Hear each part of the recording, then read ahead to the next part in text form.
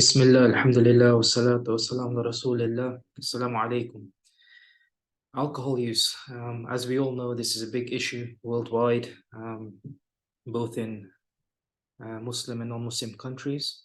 And there's been some data released in 2023 in the US, National Institute of Health and the National Center for Drug Abuse Statistics, which I wanted to highlight from a research and literature perspective. So kind of the highlights in terms of stats, the most recent stats published indicate that alcohol abuse, alcohol use disorder kills around 3 million people each year, subhanAllah, which accounts for up to 6% of global deaths.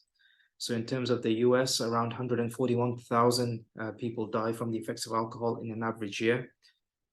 1 in 10 Americans over the age of 12 have alcohol use disorder, so 10%, subhanAllah. And over half of Americans increased alcohol consumption during COVID-19 lockdowns. Okay, so most American adults consume alcohol at least once in their lifetime. Okay, and among them, around 6.7% develop alcohol use disorder. So going further into deeper into the statistics, 10.2% of Americans aged 12 and older had alcohol use disorder in 2020. 24% of people aged 18 years and older reported binge drinking, which is excessive amounts of drinking in a short period of time in the preceding 1 month. This is a 7% decline between 2019 and 2020. Every day, around 385 Americans die as a result of excessive alcohol use. 83.9% of these deaths involve adults aged 35 or older, so relatively young.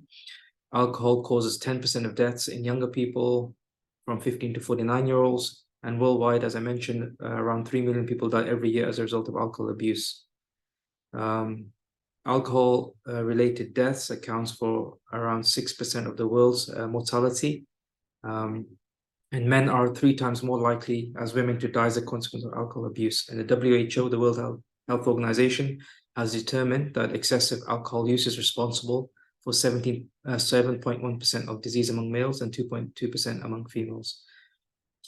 So in terms of like what are the causes of deaths when it comes to alcohol abuse, the vast majority, as you can imagine, is due to liver disease. So alcohol, subhanAllah, has massive and extensive health consequences, physical health and mental health consequences.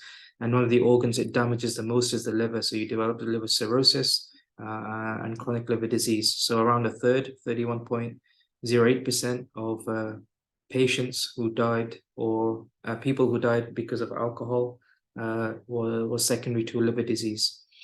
Alcohol poisoning, which means acute intoxication, accounted for 14.85% of deaths. Suicide, so like I mentioned, alcohol is significant. It's a depressant. So in the short term, people drink alcohol to escape from pressures, stresses, but it causes depression in the long term and is released and can lead to suicidal ideation. So around 10.44% of people die because of suicide secondary to alcohol abuse. Heart disease accounts for 9.18%.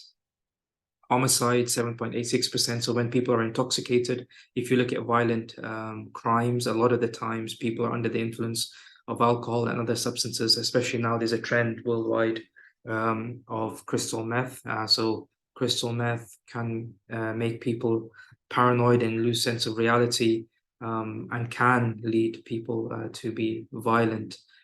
So alcohol abuse is a significant factor when people commit murder and homicide.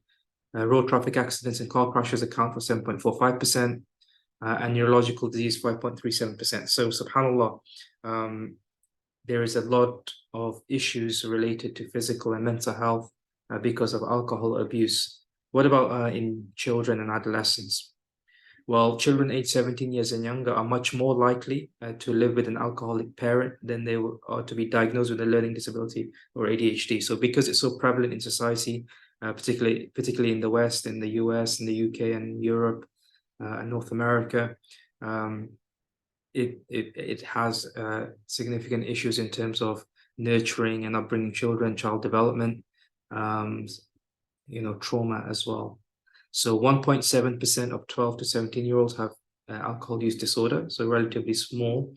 Females who are 12 to 17 are 61.5% more likely to have alcohol use disorder than their male peers.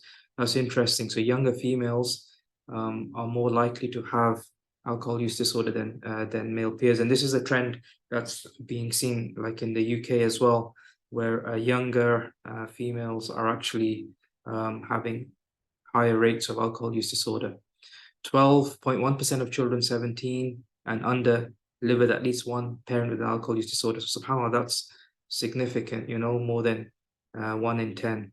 Among them, 18.7% live in single parent households. So we do know that alcohol abuse can lead to marital conflict, domestic violence, and separation as well. Children who live in single parent households are almost 50% likely to live with an alcoholic father than they are an alcoholic mother. So yes, alcohol abuse in fathers is prevalent. 9.3% of single fathers are alcoholic, while 6.3% of single mothers are alcoholic. Intoxicated adults are responsible for 150 child deaths every year. SubhanAllah. And among kids living with substance abusing parents, 86.2% live with a parent who abuses alcohol. So alcohol abuse is very common. So the National Institute on Alcohol Abuse and Alcoholism has identified an emerging trend that it has labeled as high intensity drinking. And the definition of HID, high intensity drinking, includes the consumption of alcohol at levels that are 2 or more times the gender-specific binge drinking thresholds. So due to its status as an emerging trend, there are very few peer-reviewed studies. Available data indicate that HID is common among binge drinkers and that it is typically associated with special occasions, including holidays, sporting events, and notably 21st birthdays. So what are the trends that they've mentioned? HID behavior peaks at around 21, and between 80 to 90% of 21st birthday celebrants consume alcohol. SubhanAllah, so almost every single 21st birthday celebration involves alcohol. Males are consistently twice as likely to report excessive alcohol use than females, and HID is associated with negative consequences such as injury and aggression. 12.4% of young adults aged 25 and 26 report at least one instance of HID within the previous 14 days. And each year, 97,000 sexual assaults among American college students involve alcohol. So again, there's an association, not a causation, but an association with sexual assault, particularly in college and university students when it comes to drinking. So there's a very common narrative of, people going out to nightclubs or bars and getting heavily intoxicated and being vulnerable to sexual assault. SubhanAllah, another harm related to this. Okay. Already talked about alcoholic liver disease. Okay. So in terms of, I just wanted to share some data that just came out earlier in this year, so 2023 in the US. So again, subhanAllah, Islam has a solution. So Islam's Allah Azza wa Jal, He prohibits poisons which are harmful for individuals and for society. And there are, we can classify these poisons into different things like alcohol and drugs, gambling, fornication, interest, riba. And the maqasid of Sharia is basically to protect the intellect, protect iman, protect dignity of the individual, protect society from harm, and protect the family, subhanAllah. So this is a rahmah from Allah Azza wa Jal to indicate, not to indicate, sorry, to prevent us from the harms of alcohol abuse. And what we do know, and I've mentioned these in early videos with drugs, which includes alcohol, is that it releases or it floods the reward circuitry in the brain with dopamine, and so it gives a very pleasurable effect. It causes brain changes, so we're talking about the neurobiology of addiction, and it becomes very difficult then to stop drinking.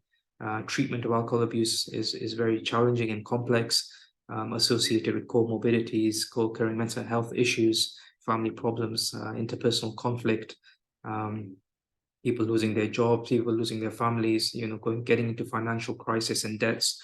So it has extensive harmful consequences, which subhanAllah, Islam has a solution to.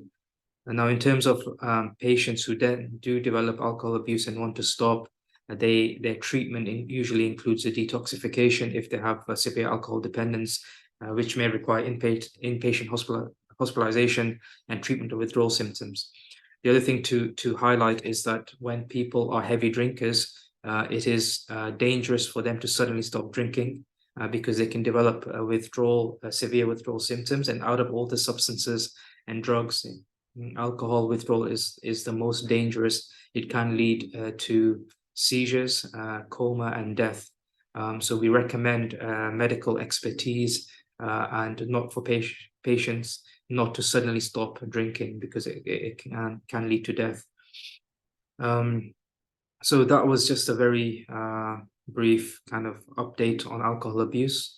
May Allah subhanahu wa ta'ala protect us from this harmful substance, and may Allah Azza wa Jal reward you all. Until next time, this is your brother Abu Isa. Assalamu alaikum wa rahmatullahi wa barakatuh.